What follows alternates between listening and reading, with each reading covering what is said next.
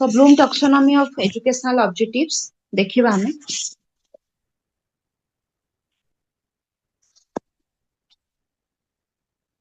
Benjamin Bloom जने person सी 1956 रे टिके लिखि दियो मु कहूचे साइट रे जस्ट गोटे दिटा जोडा को पीडीएफ रे नाही मु सेटा कहूचे लिखि दियो। बेंजामिन ब्लूम तांको full name BENJAMIN Benjamin Bloom 1956 रे तमरो Bloom taxonomy of educational objectives बा तीनिटा डोमेन जोटा हमें कहूचे मैम थ्री नेम मेजर टा डोमेन। उधरे बेंजामिन ब्लूम BENJAMIN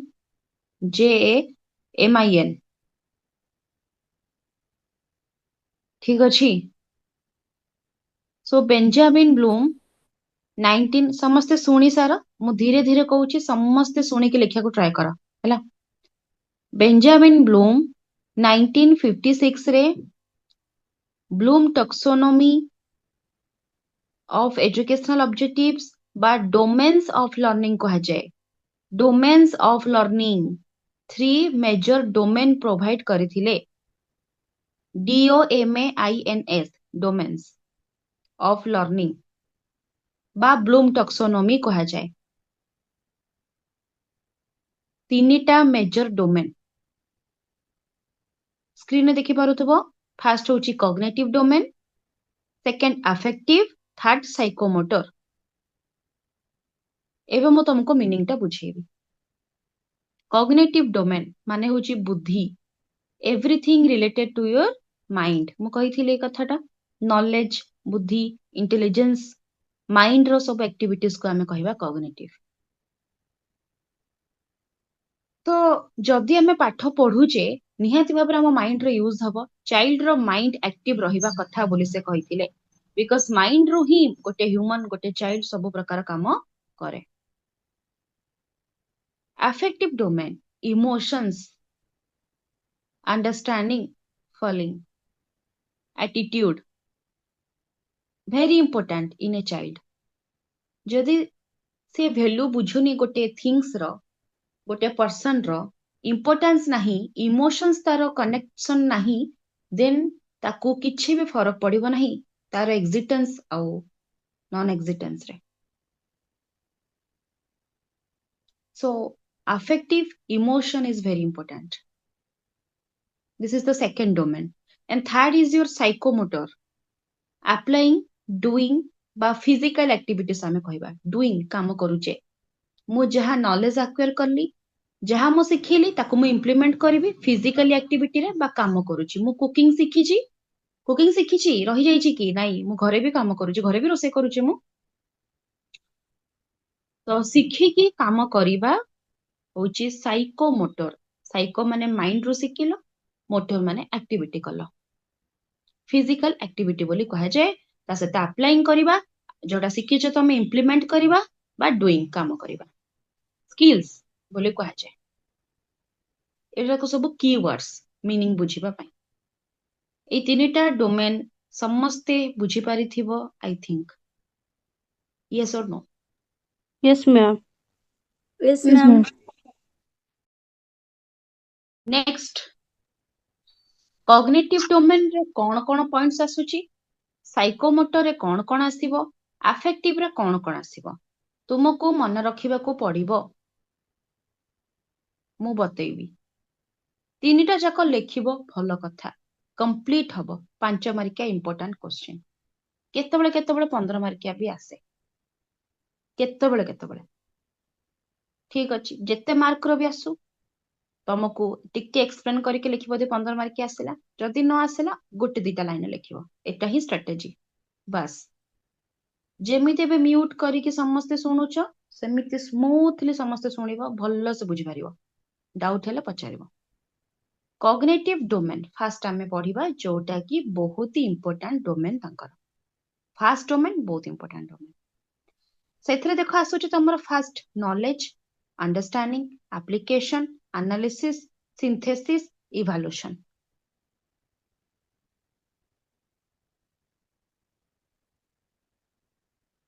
नॉलेज रो माने कोन इनफॉरमेशन लेखा ही एटी सब एटा देख नॉलेज रो माने होची इनफॉरमेशन गोटे कॉन्सेप्ट विषय जानिबा ता विषय इनफॉरमेशन नबा नॉलेज एक्वायर करिबा रिकग्नाइजेशन माइंड रे रखिबा स्टोर करिबा रूल्स इनफॉरमेशन कॉन्सेप्ट आइडिया सब जानिबा को कहा जाय तमर नॉलेज तमे जानि छ बहुत भल भाबरे एटा सेकंड होची अंडरस्टैंडिंग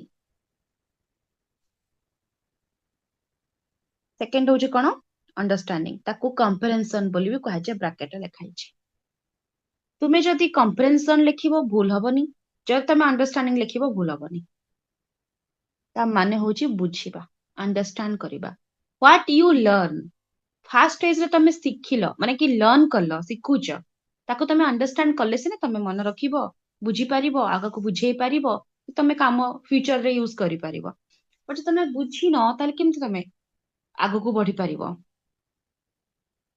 कंप्रेहेंशन बुझिबा अंडरस्टैंडिंग बहुत इंपोर्टेंट थर्ड एप्लीकेशन जहाँ मु बुझिली जहाँ मु लर्न कली सेकंड बुझिली तापरे थर्ड इम्प्लीमेंट करबी एप्लीकेशन माने लाइफ रे मु यूज करूची गाड़ी चलेबाटे फास्ट मु शिखी थिली थियोरिटिकल प्रैक्टिकली मु ताको कली भी अंडरस्टैंड करी कि ना प्रैक्टिकली भी कली सॉरी फास्ट होची नॉलेज गाड़ी विषय नॉलेज ता मु नेली सेकंड अंडरस्टैंड कली केमिति चलेबार अछि कोन करिवार अछि थर्ड एप्लीकेशन इम्प्लीमेंट कली चलेबा स्टार्ट कली जेटा हमें कहूचे यूज करिबा हैला analysis whole to into part तमर आसुची बताउची बा deep understanding whole into part काटी देकी ना डीप अंडरस्टैंडिंग भी लिखि परिबो बा आ दीटा को पॉइंट भी लिखि परिबो पूरा पूरी आमे ओवरऑल सब जिंस को बुझीबा को होल कहा जाय पूराटा को बुझीबा तापर ताको पार्ट पार्ट करी बुझिबो जेमसे कि तमरो सोशल साइंस रो पांचटा जाक यूनिट अछि पांचटा जाक यूनिट रे तो मु समराइज करी के कहि देबी पिला माने आमे टोटल तम बुक रे एमति एमति अछि ए चैप्टर ए एरिया एमति एमति हमें पढिबा एटा को जे होल तापर यूनिट 1 यूनिट 2 यूनिट 3 4 5 करी पढेबा part whole to part okay तो एटा होची एनालिसिस जोडा की अंडरस्टैंड डीप अंडरस्टैंडिंग डीपली जानिबा सिंथेसिस पार्ट इनटू होल तार उल्टा जेमति कि पार्ट पार्ट करके मु तुमको पढाउची पूरा लास्ट तमे जानि परिबो यूनिट 5 पढिला परे आमे कोन कोन पढिले ईच एंड एवरी यूनिट रे ता होची सिंथेसिस आउर भी तमे पॉइंट लिखि परबे इथर गोटे नुवा पॉइंट लेखो try new create new things लेखो try to create new things try to create new things किछि नुवा नुवा जिंस को तयारी करिबा डिस्कवर करिबा ओ सिंथेसिस कहा जाय तमे पांचटा जाक यूनिट पढिला परे लास्ट रे गोटे नुवा जिंसटा भाजु त माइंड रे यो एंती करिवा कथा एंती बुझिले हमें एई जिंसटा नुवा पढिले तो सेटा होची सिंथेसिस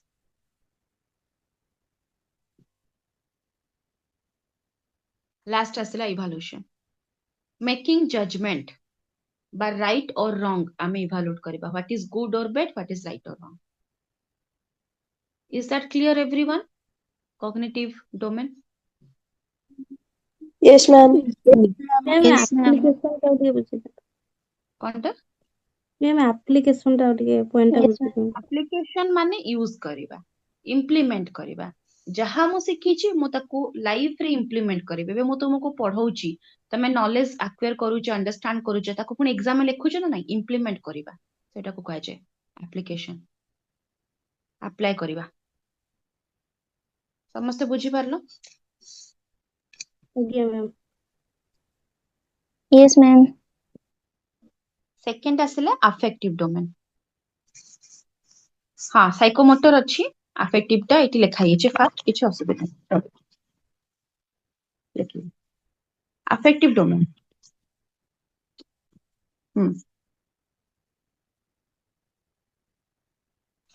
पांचटा कैटेगरी सेतिर अछि receiving responding valuing organisation characterisation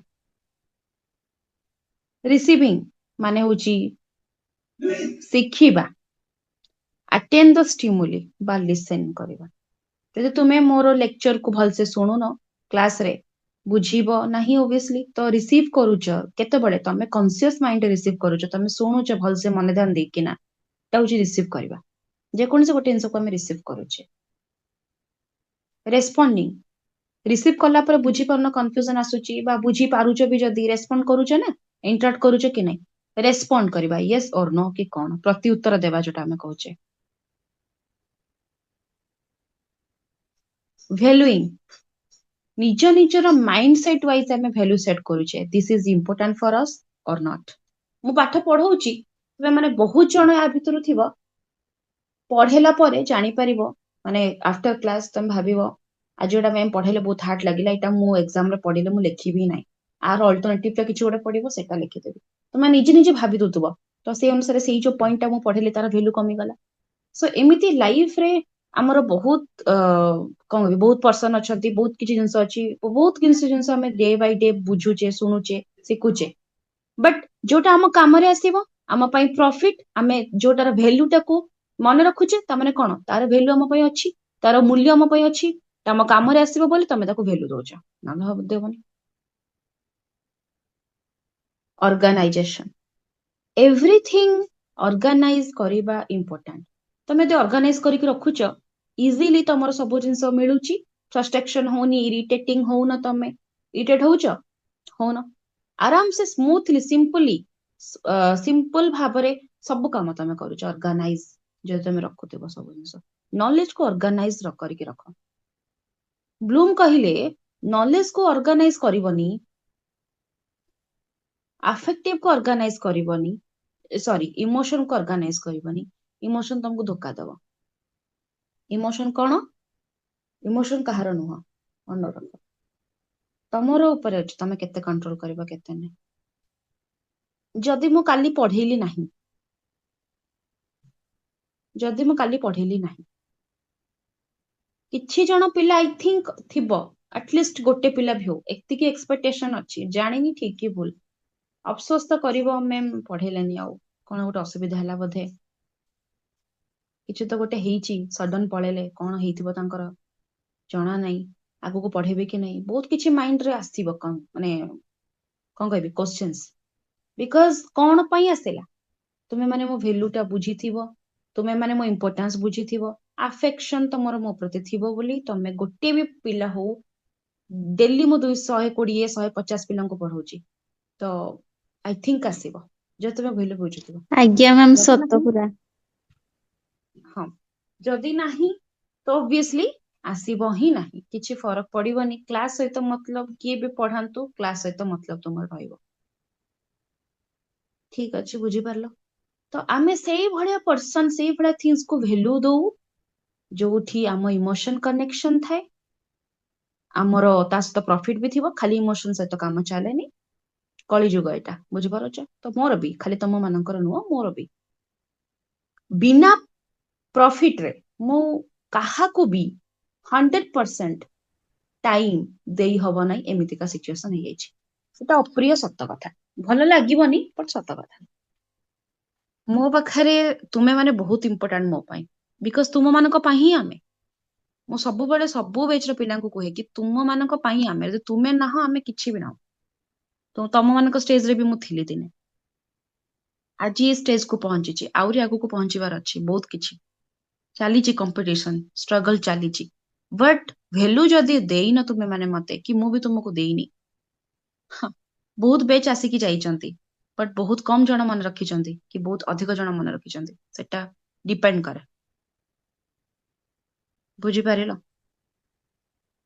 value organisation ଦିଟାକ important ଏଇ ଯୋଉ ଆଫେକ୍ଟିଭ ଡୋମେନରେ ଏଇଠି ଇମୋସନ ର କଥା ଆସିଥିଲା ସବୁ ଜିନିଷ ଇମୋସନ କଣ୍ଟ୍ରୋଲ ଆମର କିଛିଟା ଜିନିଷ ଆମ କଣ୍ଟ୍ରୋଲରେ ଥାଏ କିଛିଟା ଜିନିଷ ନଥାଏ ତ ସେଇ ଅନୁସାରେ ତୁମକୁ ଡିସାଇଡ କରିବାର ଅଛି ତୁମକୁ ବାଲାନ୍ସ କରିବାର ଅଛି ତୁମର ଇମୋସନାଲ ଡେଭଲପମେଣ୍ଟ କେତେ ଦୂର ହେଇଛି କେତେ ଦୂର ନାହିଁ ଦୁଃଖ ସବୁବେଳେ ଲାଗି ରହିବ ସୁଖ ସବୁବେଳେ ଲାଗି ରହିବ but you have to control manage ସେଇ ଅନୁସାରେ ତୁମର କ୍ୟାରେକ୍ଟର ଜଣା ପଡିବ କି ତୁମେ କେମିତିକା ପର୍ସନ ମୁଁ ତୁମକୁ କହୁନି କି ବାପରେ ତୁମ ମାନଙ୍କର ଏମିତି ଷ୍ଟେଟମେଣ୍ଟ ୱାଓ ତମେ କୋଉ ଟାଇପ ର ଏଠୁ ଜଣା ପଡୁଛି ଏମିତି କୁହେ ନା ତୁମେ ମାନେ ବି ଜାଣିପାରୁଥିବ ଦେଖ ସମସ୍ତଙ୍କର ମାଇଣ୍ଡ ସେଟ ଠିକ ନଥାଏ ଇମୋସନ ଟା ଏମିତିକା ଗୋଟେ ନା इमोशन टा सिचुएशन ऊपर केबे केबे डिपेंड करे हैला मु भी फ्रस्ट्रेशन आसी एटा मोर 4th नंबर क्लास शांत भावरे चुप रे पूरा कूलली पढ़ाऊची जदी ट्रिगर करिवो तमे शुणिबाको बाध्य हबो रागिबे ना नै मु बुझिपारुछ कथा जदी करबनी आराम से चलिवो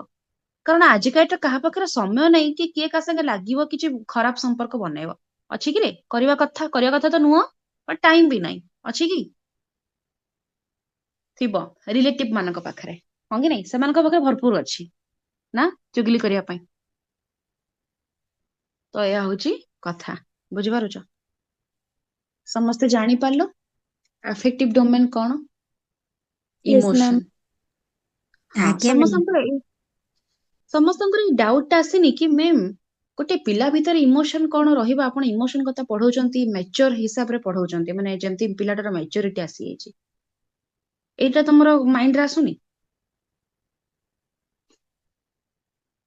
ଆସୁଥିବ ନିହାତି ଏଇଠି ତମେ ଗୋଟେ ଜିନିଷ ମନେ ରଖିବ ତ ମାନେ ସିଡିପି ଯଦି ତମର ପଢାଉଥିବ ଚାଇଲ୍ଡ ଡେଭଲପମେଣ୍ଟ ହେଲା ଇମୋସନ ସମସ୍ତଙ୍କର ଥାଏ ଛୋଟ ପିଲାର ବି ଥାଏ ଜନ୍ମ ହେବା ପିଲାଟାର ବି ତମର ଇମୋସନ ଥାଏ ସେଥିପାଇଁ ବ୍ଲୁମ 2-3ଟା ଜିନିଷ କହିଲେ ମେଜର ଇମୋସନ କଗ୍ନେଟିଭ ଆଉ ଗୋଟେ ହେଲା ତମର ସାଇକୋମୋଟର ହେଲା ଏଇଟା ହଉଛି ତାର ଆନ୍ସର ତମେ ଯଦି ଭାବୁଥିବ କି ଇଫେକ୍ଟିଭ ତମର ଇମୋସନ ଟା କେମିତି ଆସିବ ପାଠ ପଢାରେ ଇମୋସନ କଣ ଦରକାର ନାହିଁ ଦରକାର ନହେଲେ କେମିତି ହବ ପାଠଟା କେମିତି ମନେ ରହିବ କେମିତି ତା ଭ୍ୟାଲୁ ଟା ବୁଝିବ ଆନ୍ସର କେମିତି ଲେଖିବ ଯଦି ତମେ ଭ୍ୟାଲୁ ଦେଇନ ଇମୋସନ ନାହିଁ ତମର ପାଠ ପଢା ସହିତ ତାପରେ ଆସିଲା ସାଇକୋମୋଟର ସାଇକୋ ମାନେ ପାଗଳ ଭାବିବନି ରେ ଏଠି ବେନିଫିଟ୍ସ ଆସିଗଲା ସାଇକୋମୋଟର ଲେଖା ହେଇନି ବଟ୍ ଲେଖିବ ମୁଁ ବତଉଛି ଲେଖିବ ଲେଖ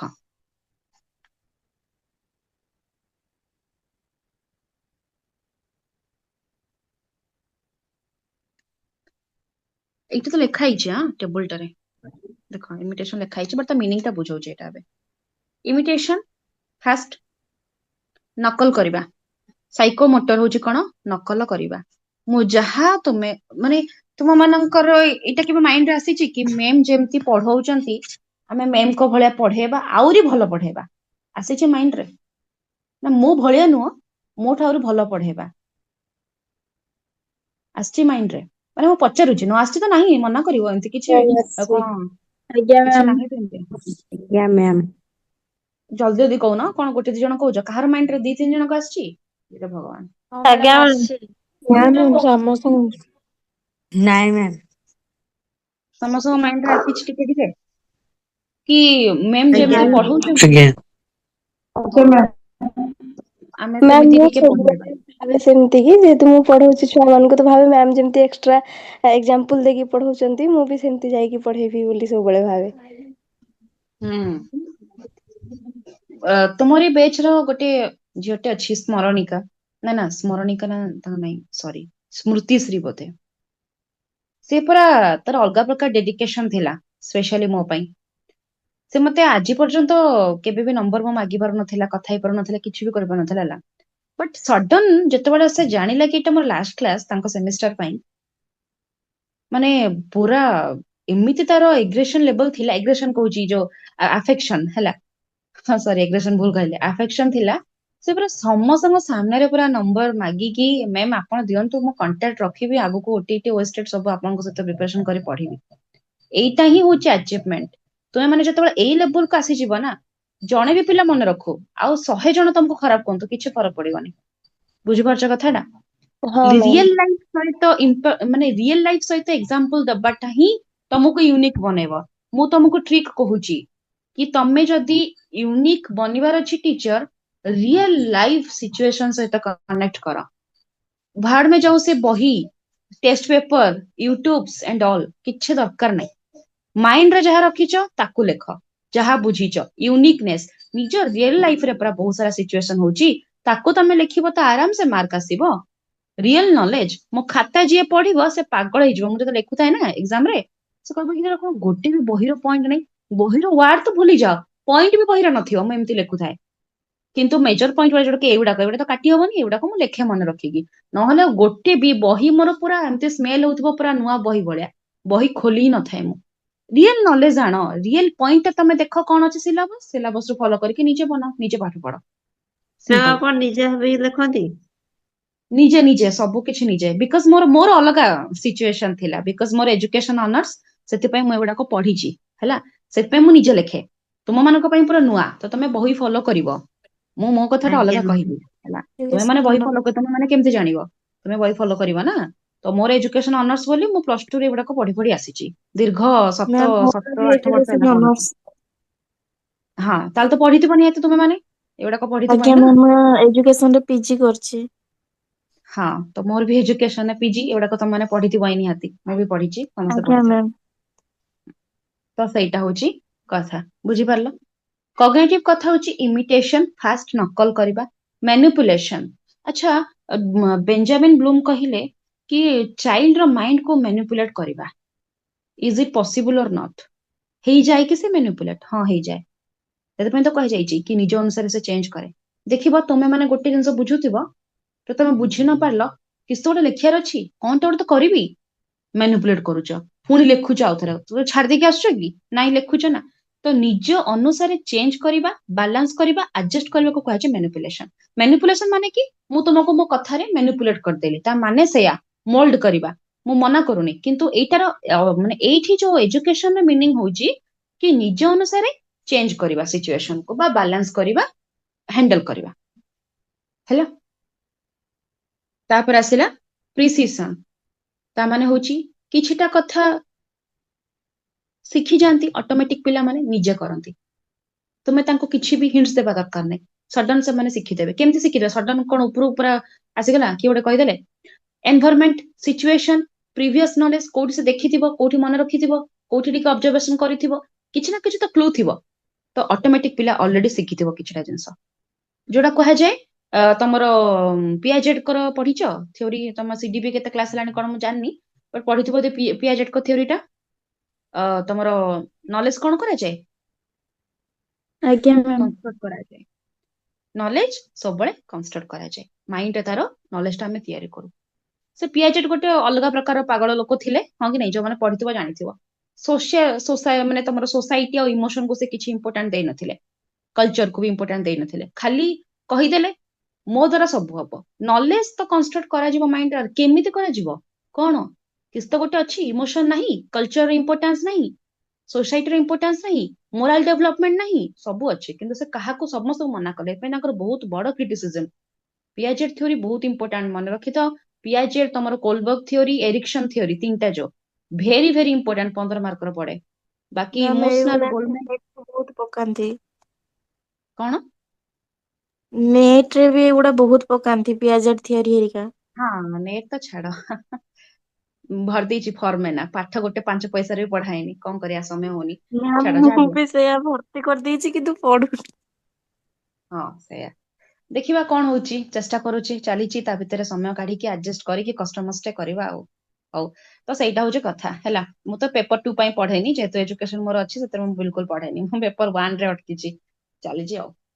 ତ ସେଇଠୁ ହିଁ ମୁଁ ପ୍ରିପାରେସନ କରୁଥିଲି, ସେଇ ବୁକ୍, ସେଇ କପିଟା ହିଁ ମୁଁ ସାଇଟରେ ରଖିଛି, ଯୋଉଟା କି ତୁମକୁ କହୁଛି ଏବେ, ଏଟା ତମେ ଲେଖୁଛ ହେଲା।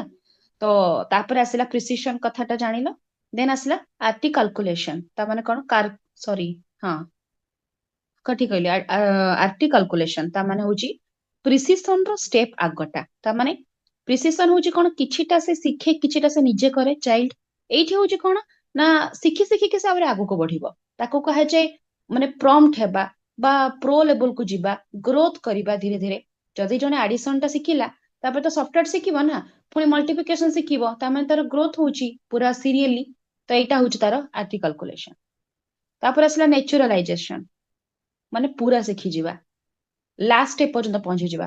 ଯୋଉଟା କି ସେଇଠି, ଏଇଟା ମୁଁ ଭୁଲ କହିଲି, ଯୋଉ ମଝିଟା ରେ ପ୍ରୋ ଲେବଲ ଲେଖିବନି, ମଝିଟା ହଉଛି କଣ ନା, କଣ୍ଟିନ୍ୟୁ ଚାଲିଛି, ପଢୁଛି, ଚାଲିଛି, ମୁଁ ଶିଖୁଛି, ଲର୍ଣ୍ଣିଂ ଷ୍ଟେପର ଅଛି।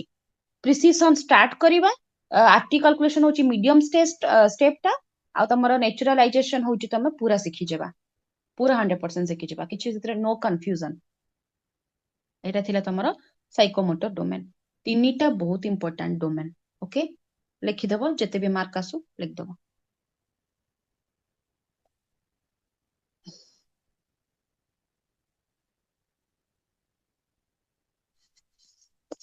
ଏଇଠି ଦେଖ ଆସିଛି ତମର ମେରିଟ୍ସ ଡିମେରିଟ୍ସ ଟା, ବେନିଫିଟ୍ସ ହେଲା।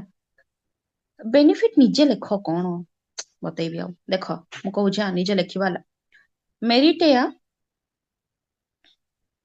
ब्लूम जो 3टा डोमेन को देथिले गोटे ह्यूमन बा गोटे चाइल्ड भितर 3टा बहुत इंपोर्टेंट हैला या द्वारा कौन ना चाइल्ड रो ऑल एरिया कवर होची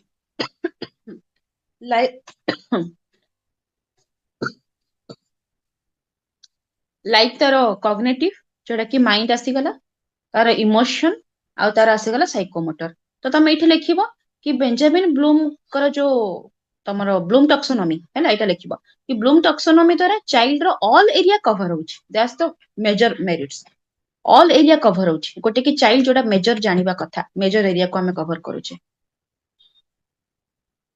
आउ तार कोन ना तमर आसीगला मेमोराइजेशन पावर बहुत किछि हबो मेमोराइजेशन पावर हे गला निजे निजे करिवार जोटा जिनसटा रिमेम्बरिंग हे गला रिकॉल हे गला एगुडा को सब तार मन रहिबो माने अंडरस्टैंड करिवो एप्लीकेशन एनालाइज एगुडा को सब से करिवो हैला अंडरस्टैंड करिवो इम्प्लीमेंट करिवो लाइफ रे नॉलेज को एक्वायर करिवो इवैल्यूएशन करिवो एतिकी नले कम से कम लिखिबो ए सेही गुडा को ही मेरिट्स रे ही आसीबो चाइल्ड रो पूरा सब जिनस को हमें कवर करूचे तो चाइल्ड रो किसी डाउट रहिबनी कंफ्यूजन रहिबनी आमे चाइल्ड को इजीली बुझी परिबा चाइल्ड भी निजको निजे बुझी परिबो से कोन सिखुची कोन पढुची कोन नाही तार कोन असुविधा सुविधा होउची डायग्नोस करिवार इजी हबो तो ऑल एरिया को से कवर करि नेले लिमिटेशंस कोन बा डिमेरिट्स कोन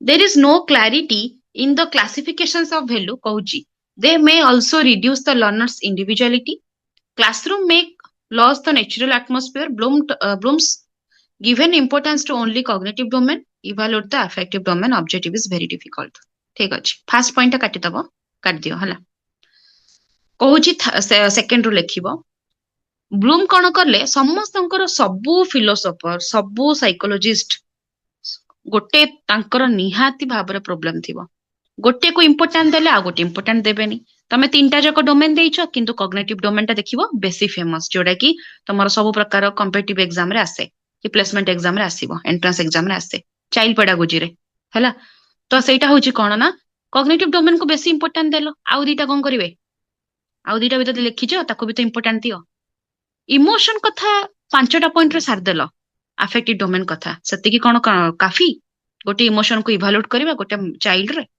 चाइल्ड रो भितरे काफी नुह सती की जस्टिफाइड नुह इजीली सेटा करि हबनी इंडिविजुअलाइजेशन समस्त को भितर अछि समस्त जने जन कोठो अलगा तुमे केमितिका जानिबो कि समस्तंकर सब प्रकार डेवलपमेंट जो 3टा डोमेन देइछ सेटा होउछि ना तुमे केमितिका जानिबो किस तो का इवैल्यूएशन स्टेप लिखिलोनी ए केमितिका स्ट्रेटजी तो बनैलोनी किछि भी जिंस सेटा मेंशन हेनी एटा होछि प्रॉब्लम एडा कोछि डिमेरिट्स हैला बुझि पाला समस्ते की क्लियर हैला ब्लूम टैक्सोनॉमी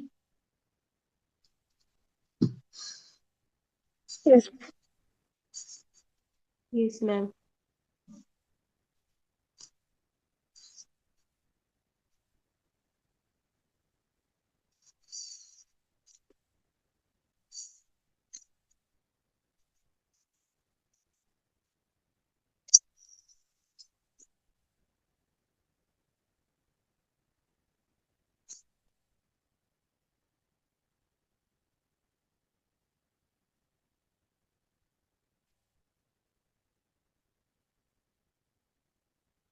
नेक्स्ट आसिला लर्निंग आउटकम कोन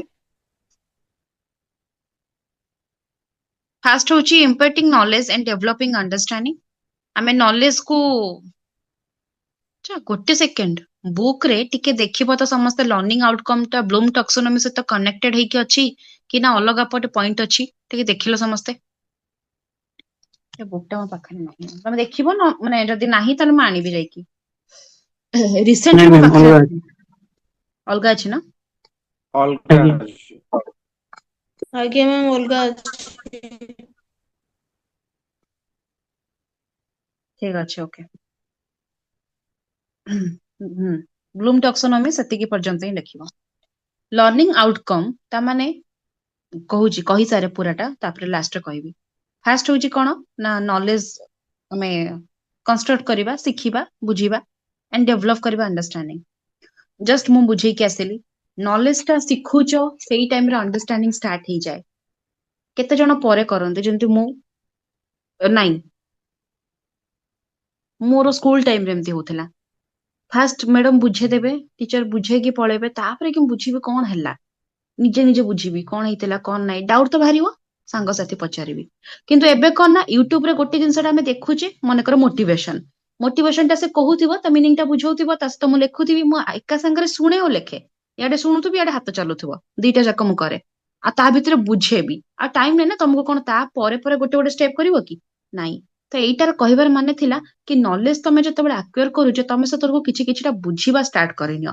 ନହେଲେ କେମିତି ହବ? ନ ବୁଝିଲେ ଆଉ ଥରେ କଣ ଏକ୍ସଟ୍ରା ଟାଇମ ଦବ ବୁଝିବା ପାଇଁ? ହବନି। ବୁଝିପାରୁଛ ନା ନାଇଁ ମୋ କଥାଟା କଣ କହିଲି? ତ ନଲେଜ କୁ ତମେ ଏଇଠି ଯେତେବେଳେ ଆକ୍ୱାର କରୁଛ, ସେତେବେଳେ ତମର ଅଣ୍ଡରଷ୍ଟାଣ୍ଡିଂ ଡେଭଲପ ହେଇ ହେଇ ଚାଲେ। ତ making the child understand this environment so as to enable him to adjust better with his social and cultural environment। ତ ଯେତେବେଳେ ଚାଇଲ୍ଡ ଫାଷ୍ଟ ଅଣ୍ଡରଷ୍ଟାଣ୍ଡ କରିବାକୁ ପଡିବ ତାର ଏନଭାୟରନମେଣ୍ଟ କଣ, ସେ ଏନଭାୟରନମେଣ୍ଟ କୁ ଯଦି ଯେତେବେଳେ ବୁଝିପାରିବ, ତାର ସୋସାଇଟିକୁ ବୁଝିପାରିବ, ତାହେଲେ ସେ ଆଡଜଷ୍ଟ କରିପାରିବ। ନା ନା, ଯେତେବେଳେ ଏଇ ପ୍ରଫେସନରେ ମୁଁ ଆସିଥିଲି, ମୁଁ ଭାବିଥିଲି ଟିଚର ହେବା ବହୁତ ଇଜି। ମୁଁ ସତରେ ଭାବିଥିଲି। କଣ ପାଇଁ? କିଛି ପାଠ ପଢେଇବାର ନାହିଁ, ଟିକେ କଣ ପାଠ ପଢେଇ ଦିଅ ଟୋଟାଲ, କଣ ସେ ଯାଇକି ଏକ୍ସାମ ଡ୍ୟୁଟି କର। ଟିଚର ହେବାର ମୋର ମେନ୍ ମୋଟିଭ ଥିଲା, ସତ କଥା ଅନେଷ୍ଟଲି କହିଲେ ହସିବ ଏଇନା ତମମାନେ, ଯୋଉ ମତେ ଜମା ଚିଟିଂ କରିବାକୁ ଦିଅନ୍ତିନି ହେଲା। ମୁଁ ଚିଟିଂ କରେନି ଅନେଷ୍ଟଲି। ଆଜି ପର୍ଯ୍ୟନ୍ତ ଗୋଟେ ମାର୍କ ମୋ ଜୀବନରେ ମୁଁ କେବେ ଚିଟିଂ କରେନି। କାରଣ ମୁଁ ଜାଣିଛି ଯେବେ ଚିଟିଂ କରିବି ସେଇଟା ବି ଭୁଲ ହେଇଯିବ, ଯୋଉଟା ଆସୁ ବି ଥିବ ମତେ। ଥରେ ଦିଥର ଏମିତି ହେଇଥିଲା, ବହୁତ ଛୋଟରେ, 3-4 କ୍ଲାସରେ। ତାପରଠୁ ମୁଁ ଛାଡିଦେଲି। ମୁଁ କହିଲି ମୋର ଜିରୋ ବି ରହୁ ପଛେ ମୁଁ କରିବି ନାହିଁ, ମତେ ଭଲ ହିଁ ଲାଗେନି। କଣ କରିବି? ତମେ ଭାବୁଛ ବିଏଡ ରେ ତମେ ତ ଫାର୍ଷ୍ଟ ସେମିଷ୍ଟାର ଯିବ, ତମେ 5 ମାର୍କିଆ କାହାଠୁ ଟିପିକି ଲେଖିବ? 15 ମାର୍କିଆ କାହାଠୁ ଟିପିବ? କଣ ଟାଇମ ଟିପିବ ତମେ? ଆଉ ମୋର ତ କ୍ୟାରିୟର ପୁରା ସବଜେକ୍ଟିଭ ଦେଇ ଦେଇ ଦେଇ ଦେଇ ଚାଲିଲା। ତ ମୁଁ କୋଉଥିରେ ଟିପିବି ବତା? କଣ ଟିପିବା ଆମେ? ବୁଝିପାରୁଛ ଜିନିଷଟା? ତ ଏଇଟା କହୁଥିଲେ ଟିଚର ହେବାର ଗୋଟେ ରିଜନ ଥିଲା କି ଏତେ ଷ୍ଟ୍ରିକ୍ଟ ସେମାନେ କଣ ଖାଲି ବାଡି ଧରିକି ଏପଟେ ସେପଟେ ଯିବା ଆସିବା କରୁଛନ୍ତି, ଏକ୍ସାମ ଇନଭିଜିଲେଟର ଖାଲି ସାଇନ ମାରୁଛନ୍ତି। ଏଇଟା ଗୋଟେ ପ୍ରାଉଡ ମୁଭମେଣ୍ଟ ନା। ହଁ, ଖାତା ସାଇନ ମାରୁଛନ୍ତି। ମାନେ ମୋ ମାଇଣ୍ଡରେ ଛୋଟବେଳେ ଏଇଆ ଥିଲା କି ମୁଁ ଏଇଥିପାଇଁ ମାନେ ବନିବି ଟିଚର। ଯେତେବେଳେ ନୂଆ ନୂଆ ପ୍ରଫେସନରେ ଆସିଲି, ଏନଭାରନମେଣ୍ଟ ସହିତ ଆଡଜଷ୍ଟ କରିପାରିଲିନି, ଲୋକମାନଙ୍କ ସହିତ ଆଡଜଷ୍ଟ କରିପାରିଲିନି, ପ୍ରୋବ୍ଲେମ ହେଲା, ଇରିଟେଟିଂ ହେଲା, ଫ୍ରଷ୍ଟ୍ରେସନ ହେଲା, ରାଗିକି ମାନେ ପୁରା ଚିଡଚିଡା, ଛାଡିଦେବି, କିଛି କରିବିନି, ଏଇଠି ପଢେଇବିନି ସେଇଠି ପଢେଇବିନି, ମୋ ଡିସିପ୍ଲିନରେ ସମସ୍ତେ ମାନିବେ, ନହେଲେ ହବନି। ବହୁତ କିଛି ରୁଲସ ରେଗୁଲେସନ ମୁଁ ଆସିଥିଲି, ଏଣ୍ଟ୍ରି କରିଥିଲି। ବଟ ଆଜିକା ଡେଟରେ ଛୁଆ ମାନଙ୍କ ରୁଲସ ରେଗୁଲେସନ ମତେ ମାନିବାକୁ ପଡୁଛି। ମାନେ ଏମିତିକା ହେଇଗଲା ସିଚୁଏସନ। ସତ କଥା, ଏମିତିକା ହେଇଯାଇଛି। ଭଲ ଖରାପ କହୁନି ମୁଁ, କିନ୍ତୁ କହୁଛି ଏ କଥାଟା। ତ ଏନଭାରନମେଣ୍ଟରେ ଆମେ ଆଡଜଷ୍ଟ କରିପାରୁନେ, ତମେ ତମ ଜୀବନରେ କିଛି କରିପାରିବନି। ବୁଝିପାରୁଛ ନା ନାଇଁ? ଅଣ୍ଡରଷ୍ଟାଣ୍ଡ କର ଏନଭାରନମେଣ୍ଟ କଣ, ଏନଭାରନମେଣ୍ଟ କୁ ବୁଝ, ତାପରେ କି ତମେ ସେଇଠି ଆଡଜଷ୍ଟ କରିବ। ସେଇଠି ତମେ ପାଠ ବି ପଢିବ, ରହିବ, ଖାଇବ, ଜବ କରିବ, ସବୁ କରିପାରିବ। ସୋସିଆଲ ଆଣ୍ଡ କଲଚରାଲ, ସେଥିପାଇଁ ଦିଟା ଜିନିଷ କୁହାଗଲା ଯୋଉଟା କି ସୋସାଇଟିରେ କରାଯାଏ। କଲଚରକୁ ବୁଝିବ, ଲାଙ୍ଗୁଏଜକୁ ବୁଝିବ, ତାର କ୍ରାଇଟେରିଆ, ସୋସାଇଟିର particular rules regulation, norms, conditions, ଏରିଆକୁ ବୁଝିବ। Enabling the child understand social concepts such as family, community, state and nation। ଆମେ ଚାଇଲ୍ଡ କୁ ଏମିତି ଏନାବଲ କରିବା, ସେ ଅଣ୍ଡରଷ୍ଟାଣ୍ଡ କରିବ କି each and every character value କଣ। ଫ୍ୟାମିଲିରେ ପ୍ୟାରେଣ୍ଟସ୍ଙ୍କ ଭ୍ୟାଲୁ କଣ, ରିଲେଟିଭ୍ସଙ୍କ ଭ୍ୟାଲୁ କଣ, ସିବଲିଙ୍ଗସଙ୍କ ଭ୍ୟାଲୁ କଣ, ରିଲେସନସିପରେ ତମ ପାର୍ଟନର ଭ୍ୟାଲୁ କଣ, କମ୍ୟୁନିଟିରେ ନେଇବର୍ସ ମାନଙ୍କର ଭ୍ୟାଲୁ କଣ, ଷ୍ଟେଟ ଆଉ ନେସନରେ ପୁରା ୟୁନିଟି ଆସିବା କଥା, ବ୍ରଦରହୁଡ ରହିବା କଥା, ଏସବୁ ଭ୍ୟାଲୁ ସେ ବୁଝିବା କଥା। Enabling the child to understand the world around him or her। ଆମେ ଚାଇଲ୍ଡ କୁ ଏନାବଲ କରିବା, ତାର ଚତୁର୍ପାର୍ଶ୍ୱରେ ଯାହା ବି ଜିନିଷ ଅଛି ପୁରା ଏନଭାରନମେଣ୍ଟ ଟାକୁ ଭଲସେ ସେ ଯେମିତି ଥରୋଲି ବୁଝିପାରିବ, ଅଣ୍ଡରଷ୍ଟାଣ୍ଡ କରିପାରିବ। ଆମେ ନା ନୂଆ ନୂଆ ଆମକୁ ବହୁତ ଧୋକା ବାଲା ଫିଲ୍ ହୁଏ ନା। ବହୁତ ଧୋକା ତମକୁ ଦେଇଥିବେ ଲୋକ, ଦେଇଛନ୍ତି ନା ନାଇଁ? କୌଣସି ଜାଗାରେ ଖାଲି ଲଭ ରିଲେସନ ନାହିଁ ସେଟା ଭାବନି, ଆହୁରି ବାକି ସବୁ ଜିନିଷରେ ବି ମିଳିଥିବ ନା ଧୋକା। ନା ମିଳିନି ରେ? ତମାନେ ବହୁତ ଭଲ ବୋଧେ ମିଳିଛି। ଆଜ୍ଞା ମ୍ୟାମ୍। କଣ କର ସେଇ ଟାଇମରେ ମତେ ଟିକେ କହିଲ? ମିଳିଲେ ମିଳିଲେ ତମେ କଣ କର ସେଇଠି? ତାକୁ ଯାଇ ବାଡେଇବା, କୁଟି ଦବା ନା କଣ? ମ୍ୟାଡାମ ମନ ଦୁଃଖ ହୁଏ। ତମେ ସେଇଠୁ ଶିଖ କଣ? ସେଇଟା ହିଁ ଆନ୍ସର ଆର। କଣଟା ଶିଖ? ମନ ତ ଆଜି ପର୍ଯ୍ୟନ୍ତ ଦୁଃଖ, ବାକି ଆମେ କଣ ଶିଖିବା? ବେସିକାଲି ଯେତେବେଳେ ଏକ୍ସାମ ରେ ସିଲେକ୍ସନ ଟା ନ ହୁଏ ଆଉ ବହୁତ କମ ମାର୍କ ରେ କଟି ଯାଆନ୍ତି ସେଇଟା ବେଶୀ ଧୋକା ଦିଏ। ମତେ କିନ୍ତୁ ବେଶୀ ଦୁଃଖ ଲାଗେ ସିଲାବସ ଗୋଟେ ଥାଏ ପଡିଥାଏ ଗୋଟେ କୋଶ୍ଚିନ୍ ମତେ କିନ୍ତୁ ଏଇଟା ବେଶୀ ଦୁଃଖ ଲାଗେ ସତରେ। ଆରେ ତମେ ଯଦି ସିଲାବସ ରୁ କୋଶ୍ଚିନ୍ ପକଉନ ମୁଁ ବୁଝିପାରେନି ଏଇ ଯୋଉ ତମର ବିଏସସି ହଉ କି ଓ ଟ୍ରିପଲ ଏସସି ହଉ କି ଓ ଡବଲ ଏସସି ତ କାହିଁ ସିଲାବସ ଟା ବନଉଛ ସେଥିରୁ ତ ଗୋଟେ କୋଶ୍ଚିନ୍ ପକଉନ ପକଉଛୁ କୋଉଠୁ ମୁଁ ସେଇଟା ମାନେ ତାଙ୍କ ମାଇଣ୍ଡ କୁ ମତେ ଦିନେ ଯାଇକି ପଢିବାର ଅଛି ସେ ଯୋଉ ଯିଏ ବି ବନଉଛି କୋଶ୍ଚିନ୍ ହେଲା ତା ସହିତ ମୋର ଗୋଟେ ପର୍ସନାଲ ଦୁଶ୍ମନୀ ଅଛି ମୁଁ ଯାଇକି ତା ସାଙ୍ଗରେ ମାନେ ପୁରା ଚର୍ଚ୍ଚା ବିତର୍କ କରିବି ବସିକି କାହିଁକି ତୁ ସିଲାବସ ବନଉଛୁ ହଁ କି ନାଇଁ ମୋର ଏଇଟା ଗୋଟେ ଅଲଗା ପ୍ରକାରର ରାଗ ଏଗ୍ରେସନ। ମ୍ୟାମ ସେଇଟା ବି ବେଳେ ବେଳେ ଗେସ୍ ମାର୍କ ମିଳିଯାଏ।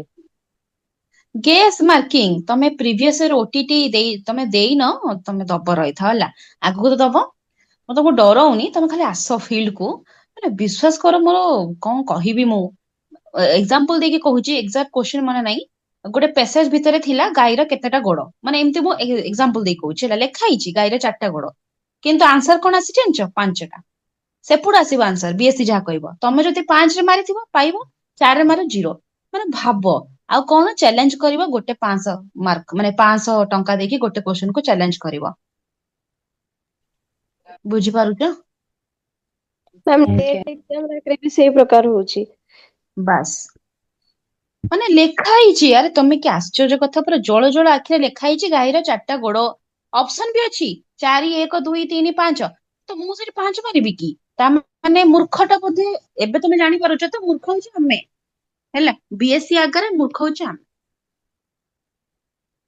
ତ ସେଇଟା ହଉଛି କଥା ତୁମେ ମାନେ ଭାବୁ ମୁଁ ୟୁଜିସି ନେଟ୍ ବି ଭରିଛି ଓଟିଇଟି ବି ଭରିଛି ମୋର ଓଟିଇଟି କ୍ଲିୟର ନାହିଁ କ୍ଲିୟର ନଥିବାର ବହୁତ ରିଜନ ଅଛି ହେଲା ପାଠ ପଢିନି ବୋଲି କ୍ଲିୟର ନୁହଁ ଫାର୍ଷ୍ଟ ଥର ଟା ପାଠ ପଢିନଥିଲି ସେକେଣ୍ଡ ଥର ବି ପଢିନି ଆଉ ଦିଟା ଜାଗାରେ ପଢିନି କିନ୍ତୁ ସେକେଣ୍ଡ ଟାର କଣ ହେଲା ଫାର୍ଷ୍ଟ ତ ବହୁତ ହାର୍ଡ କ୍ୱେଶ୍ଚନ ପଡିଥିଲା ଛାଡ ଏତେ ମ୍ୟାଚୁରିଟି ବି ନଥିଲା କ୍ଲିୟର କରିକି କରିବି କଣ ଏମିତି କିଛି ଭାବୁନଥିଲି ଏତେ ପଜିଟିଭ ନଥିଲା ବଟ୍ ଏଇଟାରେ ଯେତେବେଳେ କ୍ଲିୟର ମାନେ କରିବାକୁ ଯାଉଥିଲି ମୁଁ ଜଷ୍ଟ ମୋର ପିଜିର ଏକ୍ସାମ ସରିଲା ତାର ଆଇ ଥିଙ୍କ 3 ଦିନ ଭିତରେ ଏକ୍ସାମ ହେଇଗଲା 3 ଦିନ କେବଳ ମତେ ମିଳିଛି ଗୁରୁବାର ଦିନ ଏକ୍ସାମ ଥିଲା ସରିଲା ଶୁକ୍ର ଶନି ରବି ସୋମବାର ଦିନ ମୋର ଏକ୍ସାମ ଥିଲା ହେଲା 3 ଦିନ ଭିତରେ ମୁଁ ମ୍ୟାମ ପଢିକି ଆପଣ ଆଗେ ବିଏଡ ତାପରେ ଏମଏ କି? ହଁ ଆଗେ ବିଏଡ ତାପରେ ଏମଏ ତ ସେଇଟା ହଉଛି ମୋର ପ୍ରୋବ୍ଲେମ ବୁଝିପାରୁଛ କେବଳ 3 ଦିନ ଭିତରେ ପଢିକି ତମେ 90 ଆଣିବା ପୁଣି ଏମିତି ଚ୍ୟାଲେଞ୍ଜିଂ କୋଶ୍ଚିନ ରେ ବହୁତ କଷ୍ଟ ନା ବୁଝିପାରୁଛ ନା ନାଇଁ ତ ସେଇଟା ଜେନେରାଲ କାଷ୍ଟଙ୍କ ତ 90 ତ ଏଇଟା ହଉଛି ଅସୁବିଧା ତ କଣ ଆଜ୍ଞା ସେ ଆମ ଓବିସି ପାଇଁ ତ ସିଟ୍ ନାହିଁ ଓବିସି ଆଉ। ହଁ ଠିକ ଅଛି ଓବିସି ଏସସି ଏସଟି ରେ ବି ଏଥିରେ କିଛି ମାନେ ପ୍ରଫିଟ ନାହିଁ ସେଇଟା ମୁଁ କହୁଛି ଏତେ ବି ନାହିଁ କଣ ପାଇଁ ସେଇ ପାଖାପାଖି ହିଁ ତାଙ୍କର ଯାଏ ବେଶୀ ନାହିଁ ହେଲା କିନ୍ତୁ ଯାହା ବି ହଉ 90 ତ ଅସୁବିଧା ମୋର ସାଙ୍ଗର 4 ମାର୍କ ପାଇଁ ରହିଲା ସିଏ ବି ଲେଖିଛି ଗାଈର 4ଟା ଗୋଡ ମୁଁ ବି ଲେଖିଛି 4ଟା ଗୋଡ ରହିଗଲା ତାର ଆଉ 3ଟା ତାର ମ୍ୟାଥରେ ଭୁଲ ହେଇଥିଲା ସେ ତାର ସାଇନ୍ସ ବାଲା ଥିଲା ଆଉ ମୋର ମାନେ କୁହନି ଆଉ କଣ କହିବି ଚାଇଲ୍ଡ ଡେଭଲପମେଣ୍ଟ ମତେ କିଏ କାଟି ପାରିବନି ଗୋଟେ ମାର୍କ କିଏ କାଟି ପାରିବନି ଚାଇଲ୍ଡ ଡେଭଲପମେଣ୍ଟରେ ବାକି ଓଡିଆରେ ମୁଁ ବହୁତ କମ ମାର୍କ ରଖେ ମୁଁ ମାନୁଛି ମତେ ଏବେ ପର୍ଯ୍ୟନ୍ତ ବି ମୋର କନସେପ୍ଟ କ୍ଲିୟର ନାହିଁ ଯୋଉଟା ନାହିଁ କିନ୍ତୁ ଇଂଲିଶ ଜୋଗ୍ରାଫି ଆଉ ରହିଲା ତମର ଚାଇଲ୍ଡ ଡେଭଲପମେଣ୍ଟ ମୋର ଭଲ ହୁଏ କିନ୍ତୁ ଚାଇଲ୍ଡ ଡେଭଲପମେଣ୍ଟର ଗୋଟେ ମାର୍କ କିଏ କାଟି ପାରିବେନି ତା ଦେହରୁ ବି ମୋର 3 ମାର୍କ ଯାଇଛି ସରି 6 ମାର୍କ ଯାଇଛି ମନେ ପଡିଲା 6 ମାର୍କ ମ୍ୟାମ୍ ଯାଇଛି ଆପଣ ସିଟି ବି ପଢେଇଥିଲେ ଭଲ ହେଇଥାନ୍ତା। ନା ନା ମୁଁ ପଢେଇନି ଭଲ ହେଇଛି ତମେ ମାନେ ପଢ କିଛି ଅସୁବିଧା ନାହିଁ ମାନେ ମୁଁ ମୋ କଥା କହିଲି ମୁଁ ଭଲ ପଢେ ବୋଲି ମୁଁ ପଢାଏ ବୋଲି କହିନି ମୁଁ ଭଲ ପଢାଏନି ମୁଁ ଭଲ ପଢେ ମାନେ ମତେ ଭଲ ଲାଗେ ସିଟି ବି ପଢିବା ମୁଁ ସେଇଟା ମ୍ୟାମ୍ କହୁଛି ଆପଣଙ୍କ କ୍ଲାସ ତ ଆମକୁ ତ ଭଲ ଲାଗେ ନା ମୁଁ ଆମେ ଆପଣ ଭଲ ସେଥିପାଇଁ ତ ପଢାନ୍ତି। କହିଲୁ। ହଉ ମ୍ୟାମ୍ ଛାଡ ଏଇଠି ପୁଣି ଆପଣ କଣ୍ଟ୍ରୋଭର୍ସି ହେଇଯାଏ ମ୍ୟାଡାମ ଆପଣ ଯଦି ଭଲ ପଢି ପାରନ୍ତି ତ ଭଲ ବି ପଢେଇ ପାରିବେ ଆପଣ ଆମକୁ। ନା ନା ସମସ୍ତେ ଭଲ ପଢିବା ଟିଚର କେବେ ଭଲ ପଢେଇବା ସେଇଟା କିଛି ନାହିଁ ହଉ ଛାଡ ହଉ ପଢେଇବା ଆଉ ଯଦି ଅପରଚୁନିଟି ମିଳିବ ପଢେଇବା କିଛି ଅସୁବିଧା ନାହିଁ ଠିକ ଅଛି ଏବେ ତମମାନେ କହିବ ମ୍ୟାମ୍ ଆପଣଙ୍କ ଭଏସ ଆମେ ଶୁଣି ଦେଇଛୁ କୋଉଠି ଗୋଟେ ଆମେ ଏଇଟା କରିଦେଇଛୁ ସେଇଟା କରିଦେଇଛୁ ଏବେ ସବୁ ଚାଲିବ ହଉ ଛାଡ ଲେଟ୍ ଇଟ୍ ତ କଣ କହୁଛି ମୁଁ ସିଡିପି କଥା ମୋର ସବୁଠୁ ଭଲ ହୁଏ ସେଇଥିପାଇଁ ମୁଁ ସେଇଟା ପଢେନି ଏତେ ବାହାଦୁରୀ ମାରିକି ପଢି ନଥିଲି ଓଭର ସ୍ମାର୍ଟ ହେଲେ ଅସୁବିଧା ହୁଏ ନା ପାଇଲି ଧୋକା 6 ମାର୍କ କଟିଗଲା ମୁଁ କହିଲି କଣ 6 ମାର୍କ ଏଇଥିରେ କଟିଗଲା ମାନେ 14 ମାର୍କ ପାଇଁ ମାନେ ରହିଥିଲା 4ଟା ମାନେ ଗ୍ରେସ୍ ମାର୍କିଂ କୋଶ୍ଚିନ୍ ମାନେ ଯୋଉଟା କଣ କହିବା ଯୋଉଟା କି ଗାଈର 4ଟା ଗୋଡ ବାଲା ଯେମିତି ଯୋଉ କହିଲି ହେଲା ସେମିତିର ମୋର 4ଟା କୋଶ୍ଚିନ୍ ଆନ୍ସର ଭୁଲ ହେଇଛି ଆଉ 6 ମାର୍କ ଏଇଥିରେ କଟିଲା ଆହୁରି କଣ କଣ ତ 6 10 ମାର୍କ ତ ଏଇଥିରେ ହେଲା, ଆହୁରି 4 ମାର୍କ କଣ ହେଇଥିବ ଆଉ ଓଡିଆରେ କଟିଛି। ବାକି ଇଂଲିଶ ରେ ଫୁଲ ରୁ ଫୁଲ, ସିଡିପି ରେ 6 ମାର୍କ କଟିଲା, ଓଡିଆରେ ବୋଧେ 4 ମାର୍କ କଟିଛି ନା କଣ, ଆଉ ବାକି ସବୁଥିରେ ଭଲ ଅଛି, ଆଉ ସବୁଥିରେ ଭଲ ଅଛି ମୋର। ଆହୁରି ମାନେ ଯୋଉ 90 କଥା ନେଇକି କହୁଛି, ହିଷ୍ଟ୍ରି ତ ଛାଡ ଗୋଟେ ଗୋଟେ ବି କ୍ୱେଶ୍ଚନ ମତେ ଆସୁନଥିଲା ହିଷ୍ଟ୍ରିର, ହେଲା ପଢି ନଥିଲି, ଆସିବ କେମିତିକା। ହିଷ୍ଟ୍ରି ତ ଏମିତି ବି ଭଲ ହୁଏନି ମୋର, ବଟ୍ ମୁଁ ପଢି ନଥିଲି, ପଢିଥିଲେ କିଛିଟା ହେଇଥାନ୍ତା।